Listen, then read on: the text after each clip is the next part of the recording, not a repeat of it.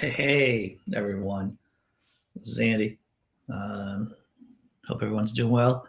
James Henry, Simply Secular, Tobin. James, I'll give you a call up later on today and get our ducks in a row for Saturday. I've been really busy today. I don't know what's happened. My problem is that I spent a lot of time on my blog today thinking, because what's worse than not being successful on my blog is being successful on my blog, because then I think, oh, wow, I have to try to keep the string of successes successful. And so my problem is that I try to write viral posts. Hey, Jess, what's up? I'm just complaining about being me. It's no big surprise. And I'm drinking coffee, too. I want to finish this cup off before I start playing, because otherwise there's going to be blocks in my cup like it was the other day. So, I was trying to write another viral post today, and that's difficult to do, to think of ideas, proper ideas. All right. We're going to put the cup of coffee down over here. Righty, lefty. Going to start off with lefty. Round and round it goes. Look at this. We've got some backlighting back there to see Rick and Morty. It's pretty exciting.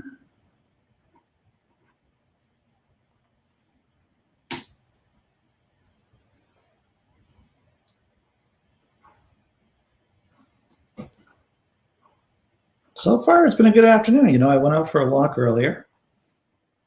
Did 30 minutes of the Heel Toe Express. Checked out the neighborhood. I'm listening to Sam Harris's recent podcast.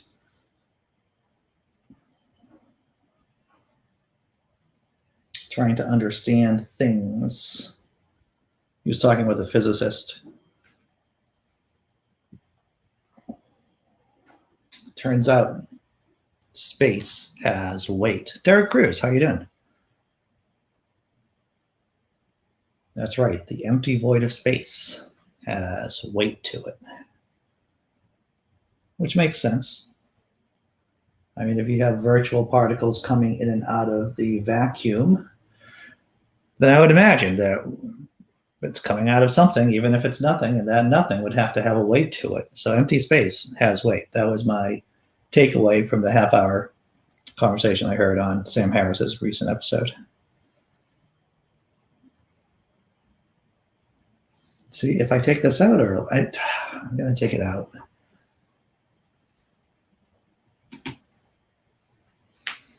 Here we go. Build it up.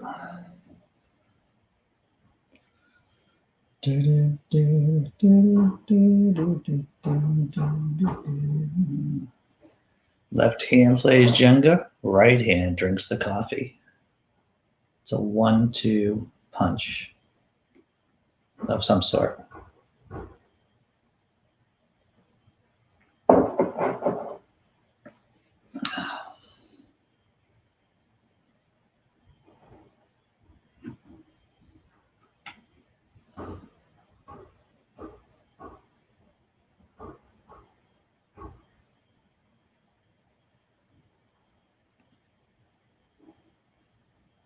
I don't know if you guys have heard about it. I'm going to cover it on the show tomorrow.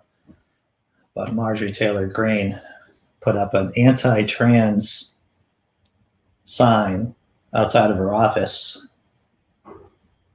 because the poor person who has the office right across from her has a kid who's trans, and the equality bill is being voted on today, I guess, in the House of Representatives. And of course, Marjorie Taylor Greene is not for equality. So she had to put up an anti-trans sign outside of her office.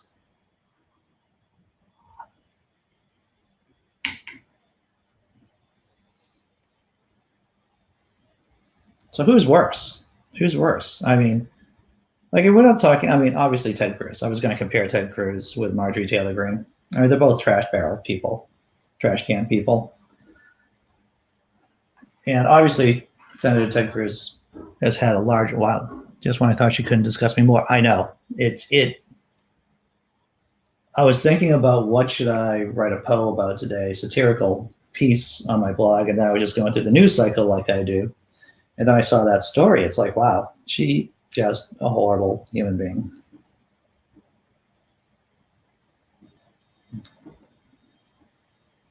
So I don't know who's more evil, right? I mean, Ted Cruz or Marjorie Taylor Greene.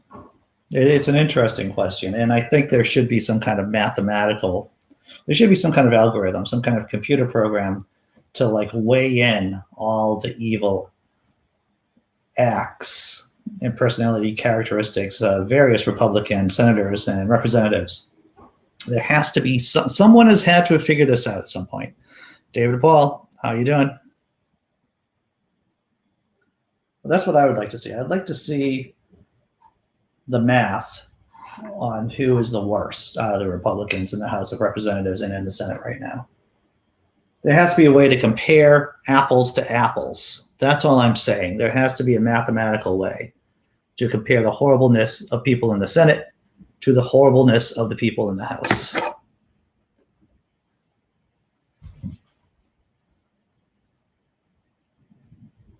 If I had all the money in the world, at least a lot more money than what I have now, I definitely hire a programmer to try to do the maths out.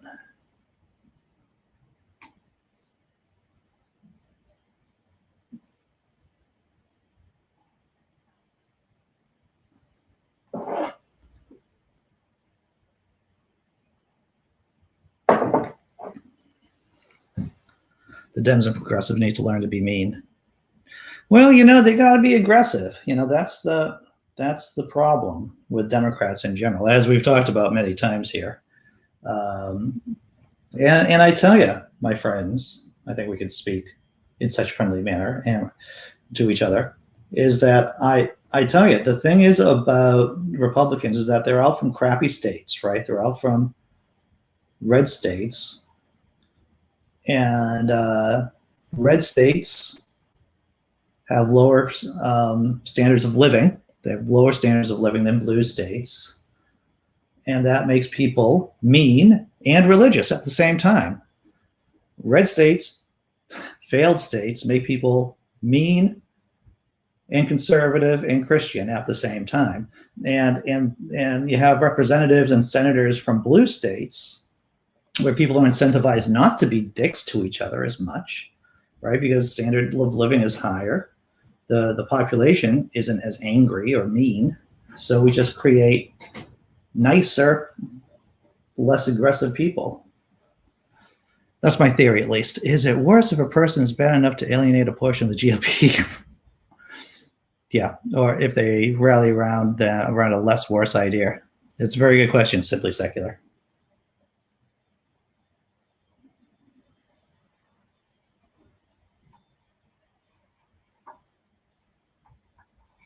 Once again, I'm sure that there could be a program, an algorithm to determine how much evil an organization like the Republican Party could have before it flips into super evil fascism. Like there's a tipping point somewhere there, right? Where it just goes from regular everyday evil till it's super evil. I feel like this is 2001, A Space Odyssey, and this is the monolith. I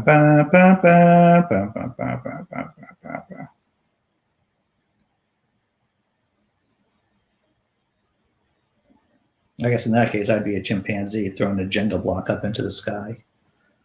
That's 2001 Space Odyssey reference right there.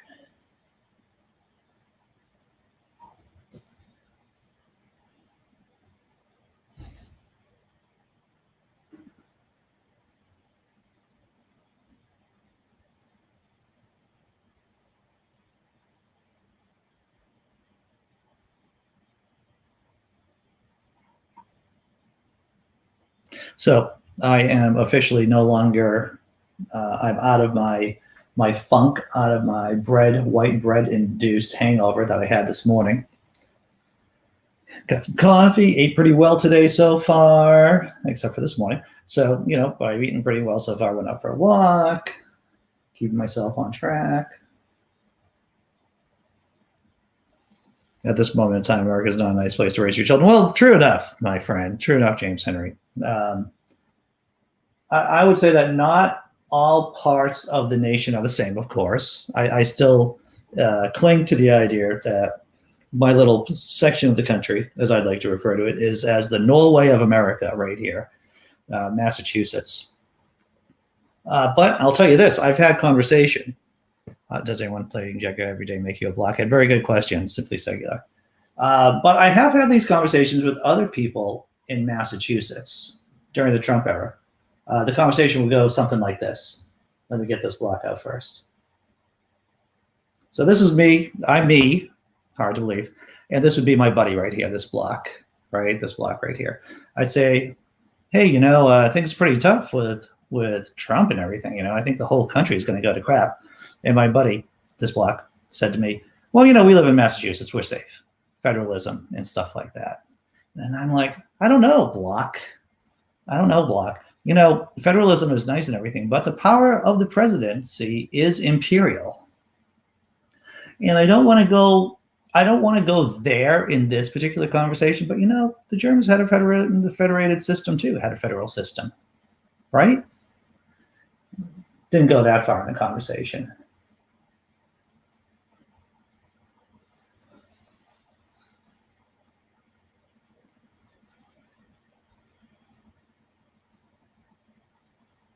But like I mentioned before on this channel, I am urging my youngest child to go to Canada for college, overseas somewhere. Trump really brought out the a-holes out of the woodwork in blue states too. They did, you know. I mean, just like in the Civil War, you know, there were blue parts of red states and red parts of blue states. A buddy of mine lived in Decatur, Georgia, and I believe that was a blue section of Georgia during the Civil War.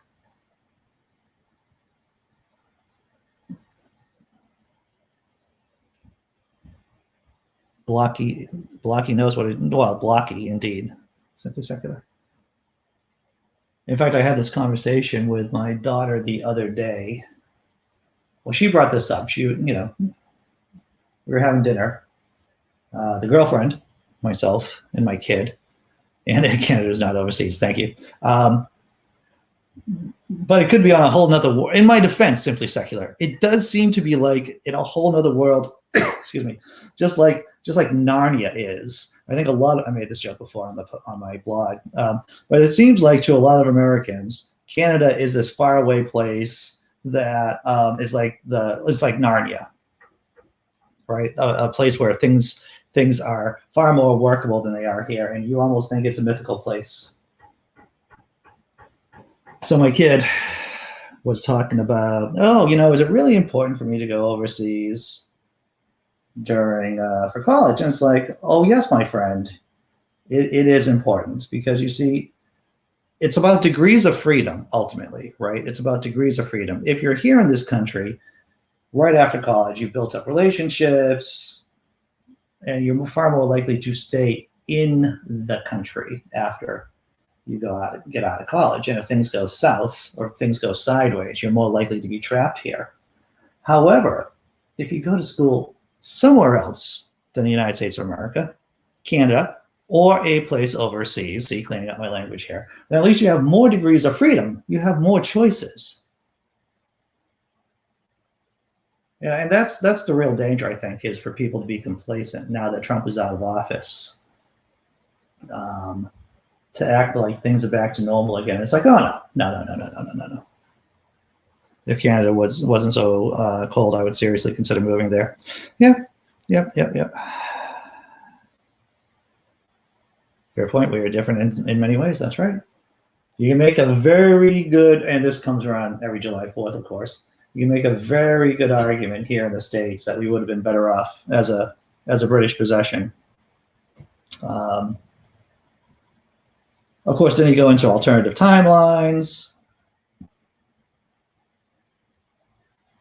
and it's a crapshoot from there. But there's a case that people here in the U.S. would have been better off if we were a British possession up until like the late 1800s or early 20th century.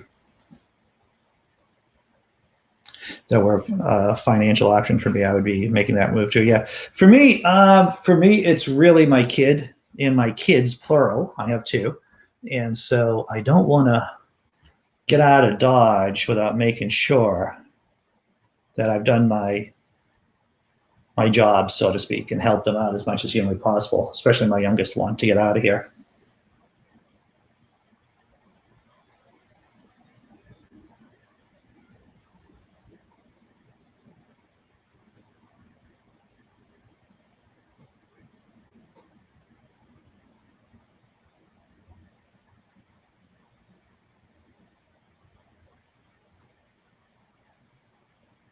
I feel like if the tower blows up right now, I mean implodes, then I could lose, and I'm so close to it. I'm like super, super close, and I'd be that one guy who gets his eye poked out from playing Jenga. People thought, how could you lose an eye playing Jenga? Well, Andy found a way. The innovative person that he is found a way to lose an eye. No, yep, sure, David Paul, yep. A friend of mine, Suzanne Tickmeyer, who was a blogger over on Pathos, she retired over to Costa Rica, and she likes it in Costa Rica, to tell you the truth. She likes it in Costa Rica. It's inexpensive. For me, it's overly warm there. I perceive that it's overly warm there, and I'd rather deal with cold than deal with warm. That's what I would rather do. Many animals would try to kill you, would try to eat you. That sounds like Australia, simply secular. About animals, dangerous animals. Oh, I lost an eye once by playing Scrabble, not Jenga. I see what you're doing. Yeah, if you can afford it, send your kid to Europe to broaden their horizon. Yeah. What I did after I got out of high school, actually, is I saved my pennies. I worked for a while, and then I went backpacking. I know I've said this before. I've talked about this before, but I backpacked through the UK. So I went over to England, Scotland, and Wales for a month, 4 weeks, and just backpacked, had a good time, enjoyed myself. Got drunk a lot, since the drinking age over there is 18. Met all kinds of people, had a good time.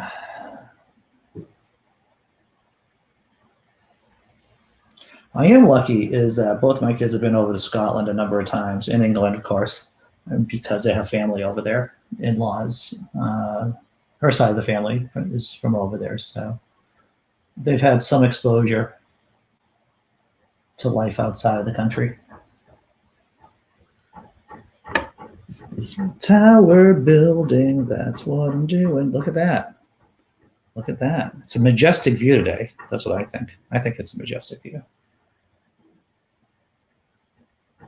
The only thing that would make it more awesome is dousing it in gasoline and setting it on fire. Like the towering inferno.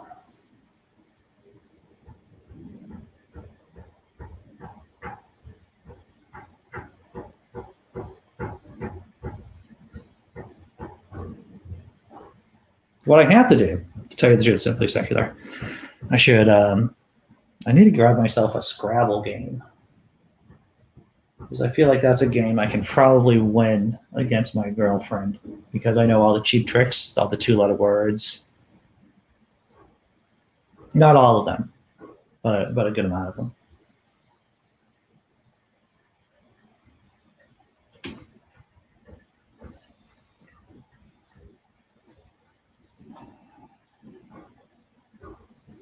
The Jimi Hendrix, shit, exactly, right? Lennon just setting it up on fire, right?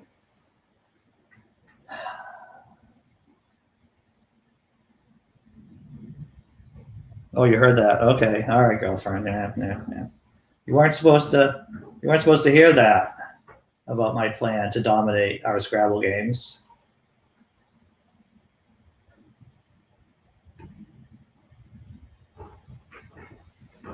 But my girlfriend would be far better at me than playing Scrabble in the long runs, and she has a much more mathematical mind. And if you know about people who really play Scrabble on a professional level, I guess there are people who play Scrabble on a professional level. It's more of a question of the maths than of the words. You know, a lot of people who play Scrabble at a high level, it's more about figuring out combinations of high scoring letters and words than actually knowing what the words mean. Simply Secular. I was playing Scrabble yesterday. We play naughty words, and usually end up knocking over the game board. Very nice.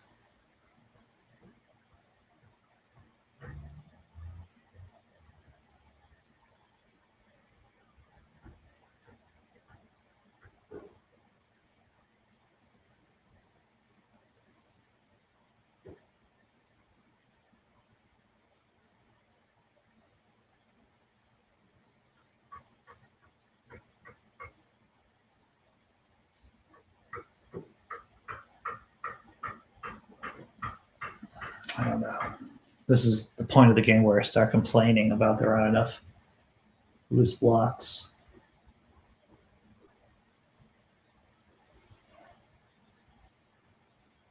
Oh, come on, man.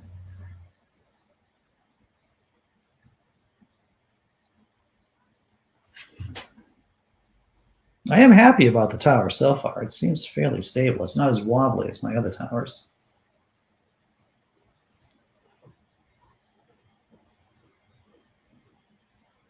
Oh, yeah. Sweet. No, that's not going to work. Is that going to work? I guess that's going to work. The hammering will make, I know, right? The neighbors with the hammering. I got your email about the things. I'll give you a call up later on today. Yes, I did get the email. Yes. You know, I woke up late today. And so I had to hustle to get ready for the show. And whenever I get up late, which is normal time for people, right? Not getting up at 5 o'clock in the morning. I was up at 7 o'clock in the morning. That means I had to get all my crap done for the show, as well as my other stuff. And so on days like that, I play catch up.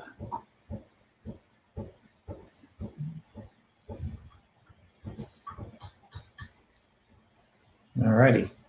It looks like it's going to fall, but I don't think it is. But I see what the problem is. All right.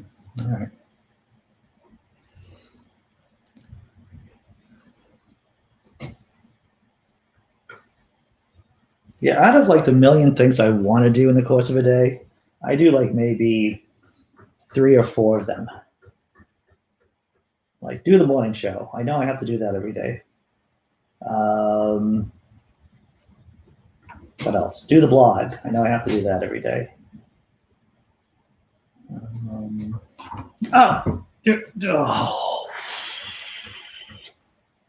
See that? See that? That's drama. You don't think that there's drama that happens here? That was drama. Waiting for the Jenga to fall exactly. So no.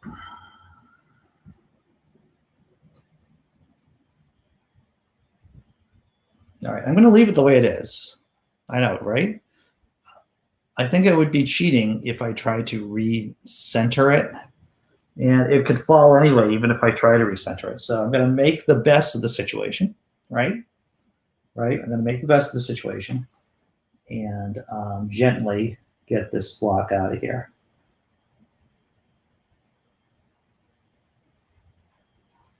Oh, no.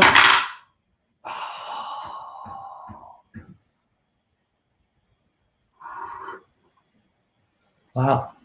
The tower faked me out on that one. Who was it? I think Neil Gaiman said to be successful, you need to be able to do good work. You need to do 2 out of the 3. You need to do 2 out of the 3. He said this in some kind of university commencement speech. You got to do 2 of the 3. You got to do good work. You got to be on time. Good work. You got to do good work. You got to be on time, and you have to be easy to get along with. So if you do 2 out of the 3, you'll do well, typically in life. I got the on time thing pretty good. I'm typically easy to get along with. I guess the thing I've been working on. Now you can fix it, no foul. I don't know, Tobin. If I fixed it, I feel like the whole thing would just fall over. I think that trying to heal the patient here would actually kill the patient. I think that would be my problem. See, really tall, very majestic, very. So you can see how it all went wrong down here at this level. I have everything but being on time. Well, that's because you're brilliant, girlfriend. You're brilliant, and so you can afford not to be on time. Us mere mortals like myself, we need to hustle and get everything else kind of sort of right.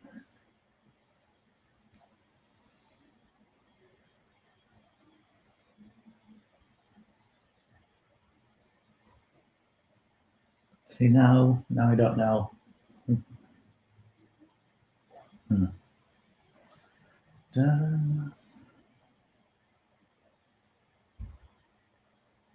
See, no, that's not going to work. That's going to anti-work. It's going to be the bad idea. Yeah, I said it with an R. I said it with an R. See, just moving that topples it. I mean, gives it the wobble.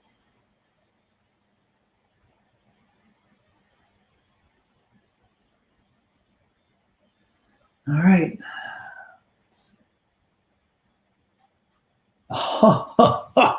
Oh, I'm always 5 minutes early too. I have to tell you, Jess M. I'm at least 5 minutes early. My girlfriend can attest to my fixation on time. Chris Rock, he has this story about his dad. His dad, the comedian Chris Rock, his dad's always told him, you can either be late or you can be on time. Insinuating, of course, that being early is still basically being on time in some sense. So I've always thought about getting there early just meant that I'm on time, and I was happy about it.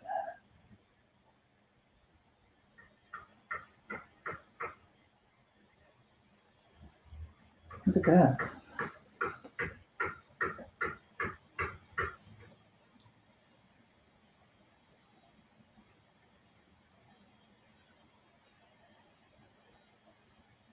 All right, I think I'm gonna have to go over to the other side of the table. I don't feel comfortable spinning the base here because I feel that would just do this.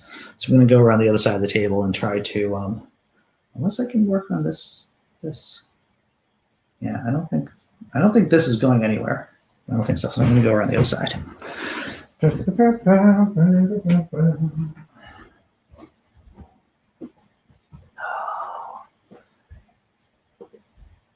All right.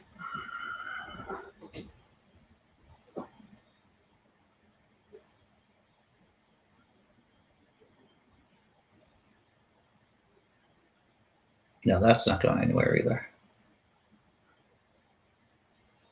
Nope. Maybe. Nope. That's tough. It's a tough situation here.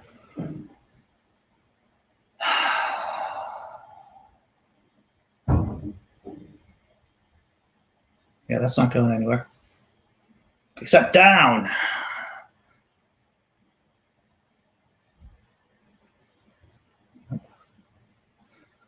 See, I might as well be on the other side for that. See, I thought the other side would be easier, but it wasn't.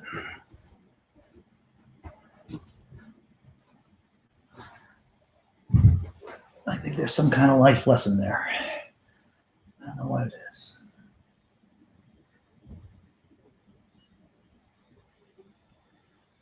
I'll just have a sip of coffee. Time spin to win. Really? Really? Spin to win? I think not. Spin to win.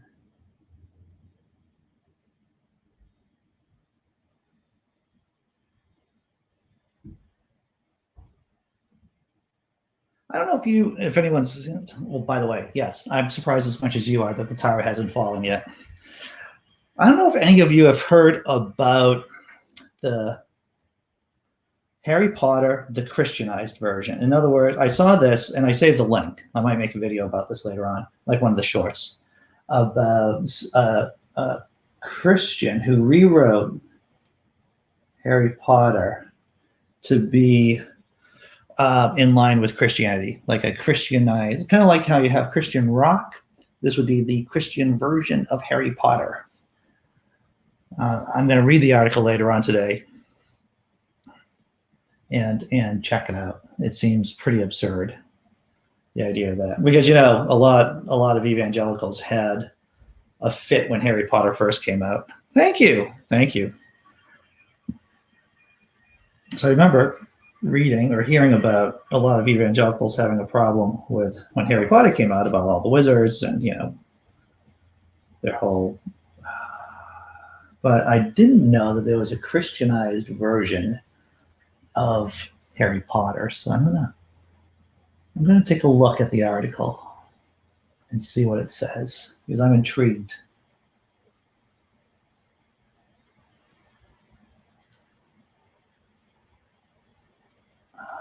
That's not good.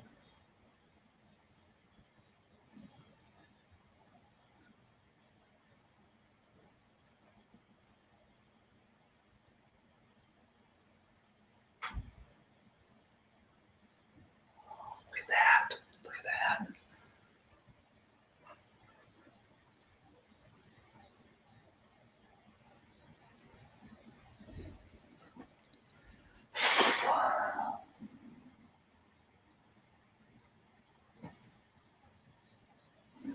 Each level of success is one step closer to destruction. Bum, bum, bum, bum, bum, bum, bum, bum.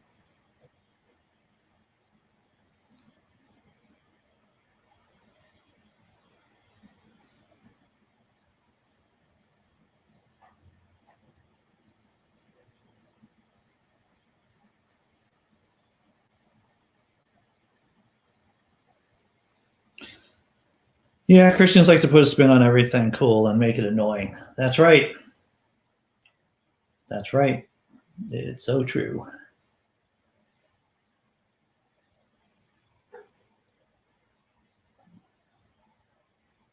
No, that's not going to work. What about the other side? Oh, yeah. That's it. Huh? That's some gravy there.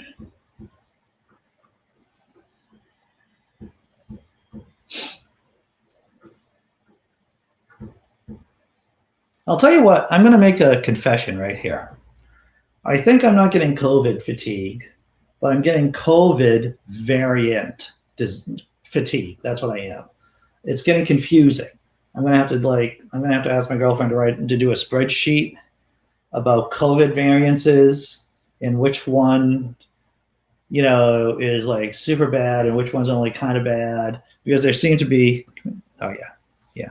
Well, they have to be miserable, right? They have to be, it's a virus. That's what it is. It's a meme. Christianity is a meme, right? And you got to have, and when this meme jumps from brain to brain and replicates, if you're different, then that creates disharmony within the group. Or that's how they feel these tight-knit evangelicals.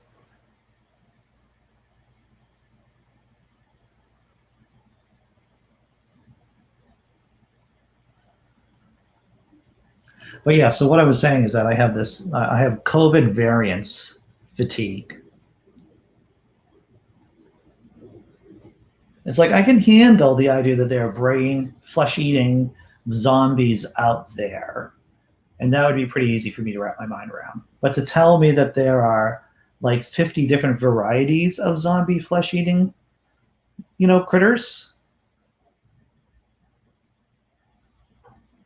Oh. Now, did I save it? Is it gone? Did I save it? I think I saved it. I don't think that was legal, though. Is that legal? I'm going to take a vote because you're the judges here. It was starting to fall, but then I corrected it, and I feel pretty much that would be cheating on my part to keep going. No, so I feel like we have 3 options. Either I just start over again, I continue playing, or that I do spin this thing, this twirly base here, and we just watch all the blocks fly apart via centrifugal force. So those are the options, because I do feel like that was cheating if I continue to go on. So option 1, I just keep playing and we all pretend like nothing ever happened. That's one option. 2, I just break everything down and start it back up again. And 3 would be I just spin the bottom, and it all just flies all over the place. The more I talk about option 3, to tell you the truth, the more I am interested in the spin. Yeah, I'm thinking about spin too. And it has to be a good spin. It has to be an epic spin. It can't be just like a halfway spin. I have to tell you, I might just call it a day after this. I might just call it a day, because it's going to take a long time for me to pick up all these Jenga pieces, because it's going to fly all over the place. So I'm going to spin it. It takes away from the surprise in the fall. Yeah. I see what you're doing. I see what you're saying there. I think my heart, though, belongs to spinning it in that pure, weird kind of. I'm going to get even a better view. Oh, this is as high as my camera gets, to tell you the truth. This is the tallest extent. So let me see if I can get the best shot possible for the spinning destruction. Spinning destruction, Jenga tower, we barely met, we barely knew you, and now you're about to fall, and now you're about to go and fall apart. Here we go. I'm going to move the mirror too. Yes, this is free range Jenga.